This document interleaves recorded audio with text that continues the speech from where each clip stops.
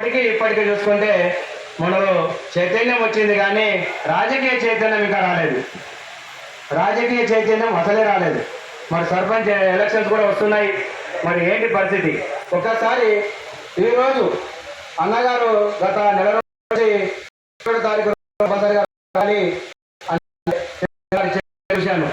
అసలు October 31 August 31 ఎందుకు పెట్టినారు అని చూస్తే ఈరోజు సంచార జాతుల విముక్తి దినం ఉంది. సంచార జాతులు అంటే ఒకప్పుడు మన స్వతంత్రం రాకముందు 1871లో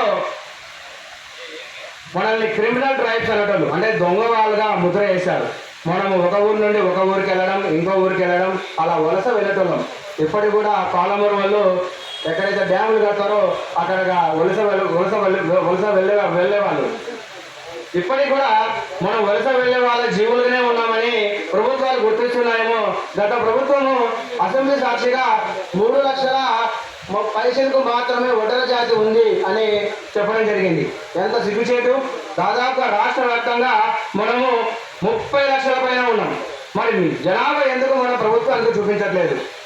అన్నగారిని నేను 2019 అడిగాను, ఒకసారి సర్వే చేయడనా రాష్ట్ర వ్యాప్తంగా అన్ని ఎంతమంది ఉన్నారని. గద్వాల జిల్లాలో చూసుకుంటే కూడా 30,000 మంది మన వాళ్ళు ఉన్నారు. అంటే ఈ ఒక్కొక్క జిల్లాలో కనీసము వేసుకున్నా కూడా మనం దాదాపుగా 30 నుంచి 40,000 మంది 30 నుంచి 40 లక్షల జనాభా ఉన్న ఈ యొక్క ఒడ్డర జాతి మరి ప్రభుత్వానికి ఎందుకు కనబడలేదు? ఒక ఎమ్మెల్సీ ఇవ్వట్లేదు, తర్వాత ఒక ఎమ్మెల్యే సీట్ ఇవ్వట్లేదు. మరి ఎందుకు చలనం లేకుండా పోతుంది? మరి ఎక్కడ పోతున్నారు మనమంతా? మనం కష్టపడి పనిచేసేవాళ్ళం ఉదయం నుంచి రాత్రి వరకు. మరి రాజకీయం గురించి ఎందుకు ఆలోచిస్తలేము? రాజకీయంగా నిలబడాలంటే ఒకసారి మన చరిత్ర పుటల్లోకి వెళ్ళాలి. 1871లో క్రిమినల్ ట్రైబ్స్ దొంగ వాళ్ళగా ముద్రపడిన మనము స్వతంత్రం వచ్చిన తర్వాత 1952లో డీనోటిఫైడ్ ట్రైబ్స్ అంటే వీళ్ళు సంచార జాతులుగా ఉన్నారు.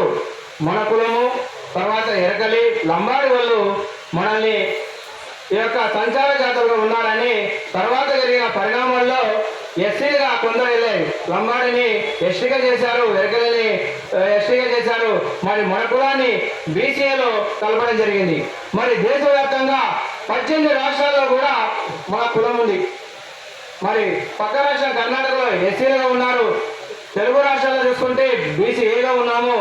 అదే తమిళనాడులో చూసుకుంటే మోస్ట్ బ్యాక్వర్డ్ కాస్ట్, అత్యంత వెనుకబడిన కులాలుగా మనం ఉన్నాము.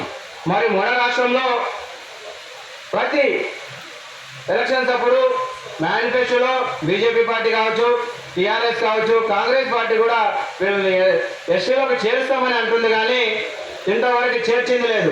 మనం ఆ దిశగా అడిగి వేయాలి. ఎందుకంటే మన మొదటి డిమాండ్ బీసీ నుండి ఎస్టీకి వెళ్ళాలి. మరి ఈ యొక్క అంశాన్ని మనము ఇంతకుముందు సంచార జాతరగా ఉన్నాము కాబట్టి మనకు ఎక్కువ అవకాశాలు ఉంటాయి. ఎక్కడైనా చూసుకోండి, మన ఇంటి పక్కన కావచ్చు, మన గేర్లో కావచ్చు, పక్కన ఎరకల వాళ్ళు కానీ మన పక్కనే ఉంటారు. ఒకసారి మీరు మన యొక్క ఊర్లో చూసుకోండి.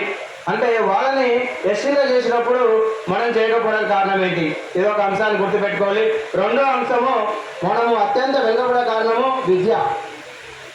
చదువులో మనము వెనుకబడతానే ఉన్నాం.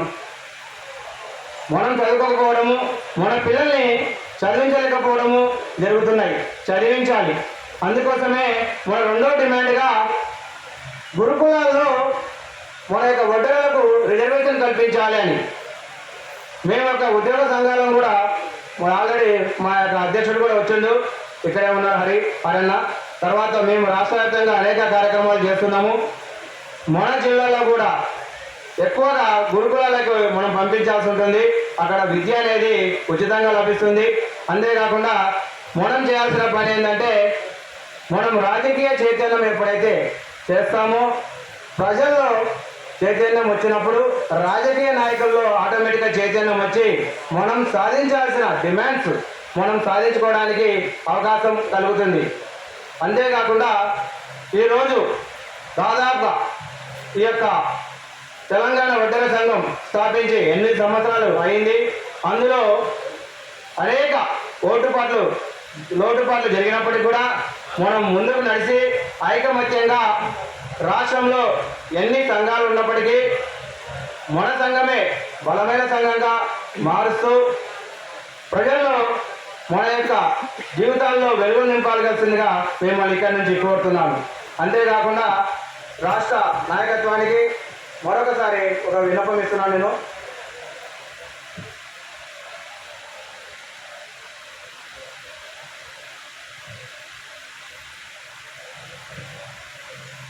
మన చరిత్ర గురించి తెలుసుకోవడానికి మనము రాష్ట్ర స్థాయిలో అనేక జిల్లాల్లో ఈ యొక్క ఒడ్డవగుణ విగ్రహాన్ని మనం పెడుతున్నాము.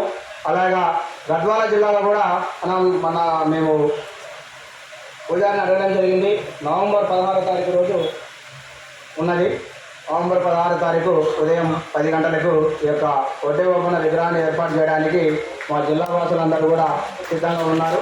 దానికి దాదాపుగా ప్రతి మండలంలోనూ గద్వాల టౌన్లోనూ చాలా తీవ్రంగా శ్రమించి మనము ఈ యొక్క ఒడ్డవగుణ విగ్రహాన్ని ఎందుకు పెట్టాలి, దాని ద్వారా అంటే ప్రతి ఒక్కరికి ఒక నాయకుడు ఉన్నాడు, ఒక స్ఫూర్తి ప్రదాత ఉన్నాడు. మనకు కూడా ఓబన్న అనే వ్యక్తి స్వతంత్రం రాక మునిపే 1846 నుండి ఆయన పోరాటం చేసిన వ్యక్తి. ఆ యొక్క అడుగుజాడల్లో నడుస్తూ ఈ యొక్క ఓబన్న విగ్రహానికి స్థల సేకరణ కూడా చేయడం జరిగింది. ఎమ్మెల్యే గారు కూడా గద్వాల ఎమ్మెల్యే గారు కూడా ఒప్పుకోవడం జరిగింది. మేము కూడా పూర్తి స్థాయిగా దానికి ఫండింగ్ కూడా దాదాపుగా 70-80% కలెక్షన్ అయింది.